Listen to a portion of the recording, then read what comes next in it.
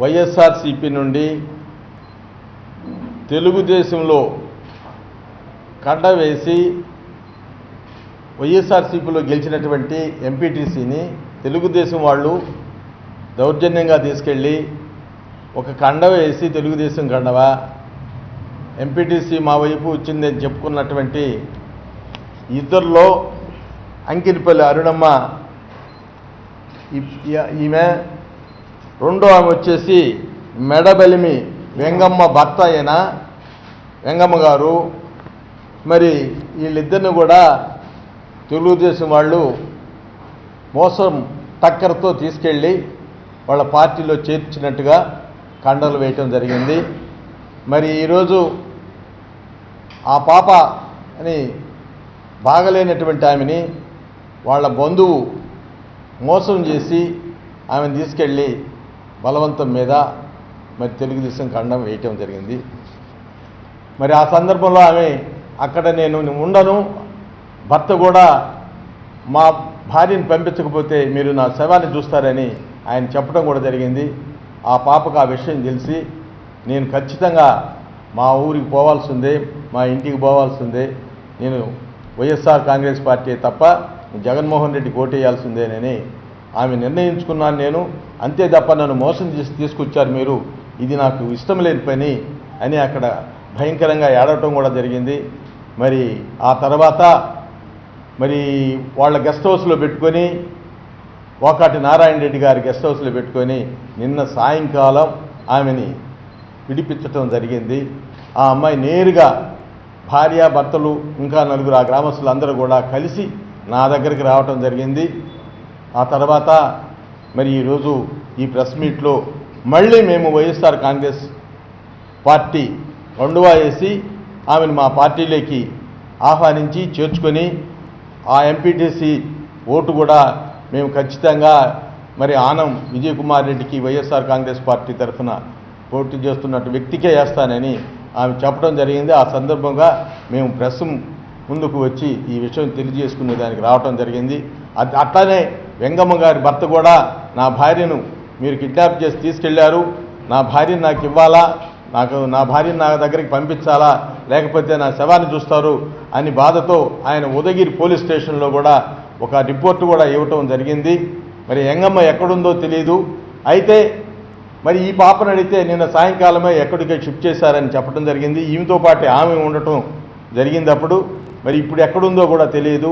ఈ విధముగా తెలుగుదేశం వాళ్ళు మరి వైఎస్ఆర్ పార్టీ వాళ్ళని కిడ్నాప్ చేసే విధానం అయితేనేమి, బెదిరించే విధానం అయితేనేమి, దౌర్జన్యం చేసే విధానం అయితేనేమి, ప్రతి విషయంలో కూడా మోసపూరితమైనటువంటి కక్షపూరితమైనటువంటి ఉద్దేశాలు పెట్టుకొని ఎట్లయినా దౌర్జన్యం చేసి మనం ఎమ్మెల్సీ గెలుచుకోవాలా అనే ఉద్దేశంతో మరి వాళ్ళు చేస్తున్న దౌర్జన్యాలు మరి అన్నీ కూడా ఈరోజు ప్రజలు చూస్తున్నారు.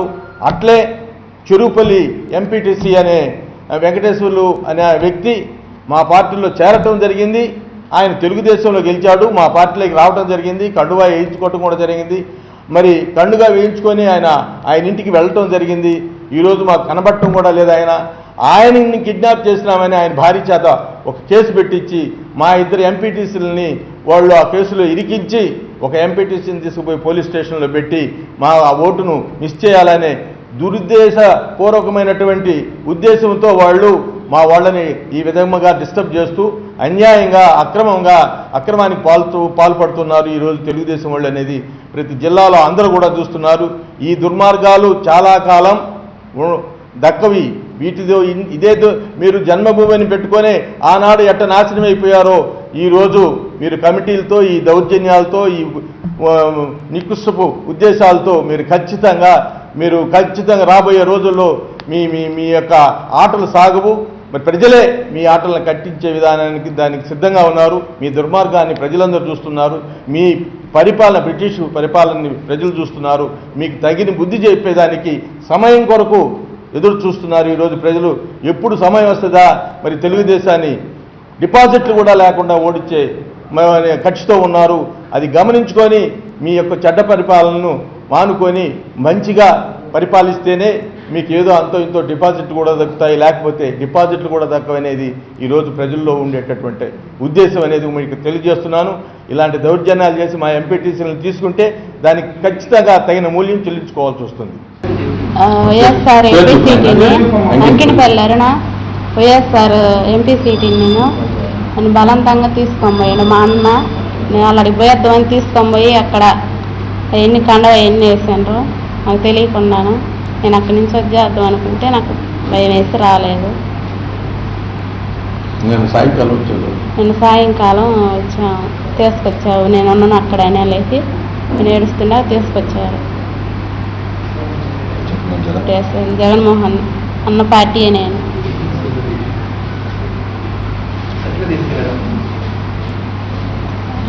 నెక్స్ట్ పేరు దేనిలో తీసుకెళ్ళాను నేను కారులోనే. మా అన్న బ్రహ్మారెడ్డి. నా పేరు రామయ్య, మా భార్య పేరు ఎంగమ్మ. రాత్రి 12:20 గంటలకు మా ఇంటికి వచ్చి కారు వేసుకొని వచ్చి ఎంగమ్మ మాట్లాడదాం బయటికి రమ్మని. సరే నేను మాట్లాడచ్చు అలా ఎంపీటీసీ కదా మీరు కూడా అనుకున్నాను, ఆయన ఎంపీటీసీ కదా అనుకున్న తర్వాత ఎక్కించుకుని పోయిస్తారు. ఇప్పుడు 3 రోజులు అయింది. నిన్న కూడా నెల్లూరులో ఉన్నారని ఆమె చెప్తుంది. ఈరోజు నేను కూడా ఎత్తుకున్నాను కూర్చొని అయిపోయిందా ఒకటి మ్యాచ్ కూడా. ఆ విధంగా పరిస్థితులు మా భార్య నాకు పంపించండి. రేపు 24 గంటలకు పంపించి లేకుండా నేను ఇంటర్ దగ్గర సమాధానం వస్తాను. నేను ఆ గ్రామంలో బతకలేను, నాకు కూడా ఇంత కలిగిపోతుంది. ఇదే సార్ కావాలి. బండకడపల్లి పంచాయత, బండకడపల్లి పంచాయత నూనెపల్లి ఊరు ఎంపీటీసీ.